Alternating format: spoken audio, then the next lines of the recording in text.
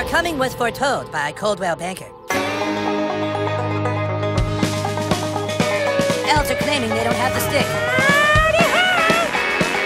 South Park Stick of Truth is Ubisoft and Obsidian's take on the classic JRPG, but brought into 2014. It's a PS3, Xbox 360, and PC game. It's this classic RPG, but it's set in Matt Stone and Trey Parker's, insane South Park world. So when you start the game, you are the new kid in town. You can customize him any way you want. You can be whatever kind of a kid you want, and you become friends with with Cartman and with Kyle and with Kenny, and you're sort of caught in the middle of this LARP war, this live-action role play that the kids are having. It is the kids of South Park wielding their imaginations, the power of their imaginations to the fullest. Elves versus humans, sort of a, almost a Dungeons and Dragons, just fantasy type scenario in their neighborhood. But of course, being that it's South Park, everything goes horribly wrong and it just escalates to this crazy degree. There's Nazi zombies in the town of South Park. They're trying to stop a nuclear bomb from going off, and it just gets more and more and more ridiculous. And it makes you feel like you're in the television show, but it also sort of fits the way that RPGs work, where by the end of any role-playing game, you're kind of saving the world. So you put these two things together, and you end up with just sort of an incredible, memorable South Park RPG video game experience. What the hell is that?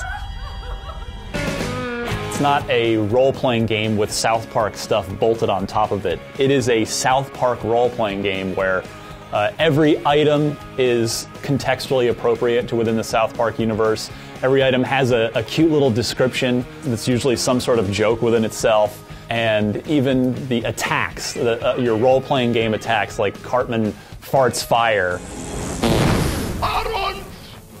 See, new kid? That's how it's done.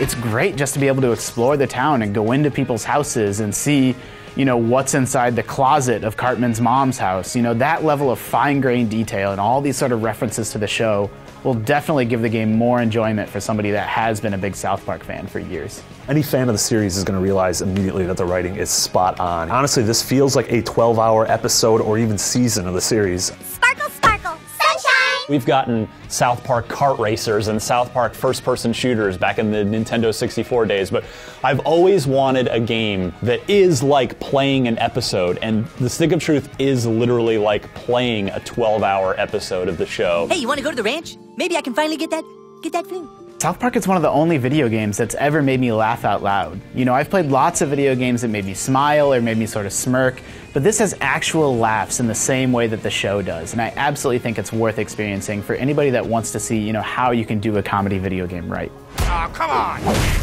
Video games aren't that funny very often, aside from stuff like classic LucasArts adventure games or what Double Fine does, games aren't funny, whereas you played this and I was laughing every minute of the entire game. No South Park game should ever get made again unless Matt Stone and Trey Parker are heavily, heavily involved. One of the things that's so great about the Stick of Truth is playing the Stick of Truth is literally like.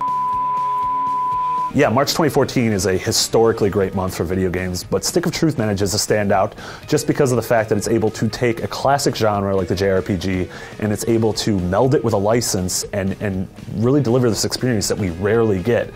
It's funny, it's entertaining, it's brief, it's sort of just the perfect modern RPG. Isn't it great to finally know how much everything sucks?